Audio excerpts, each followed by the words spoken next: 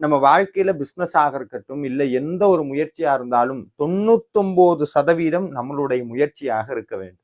1% முருகனுடைய அருள் இருக்க வேண்டும். இது 2 இல்லைனாலுமே நம்ம நினைக்கக்கூடிய அந்த வெற்றி நம்மளை அடையாது. அப்ப நம்ம பிசினஸ் வெற்றி அடையணும்னா என்ன பண்ணணும்? ரொம்ப சுலபம்.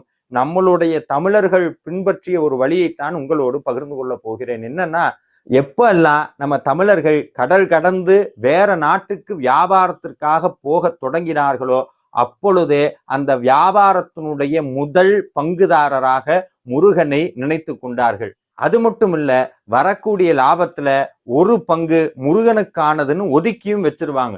இந்த வழியைத்தான் நான் அந்த நபருக்கு சொன்னேன். ஆம், நீங்கள் செய்யக்கூடிய பிசினஸ்ல முருகனை ஒரு பார்ட்னரா மாத்துங்க.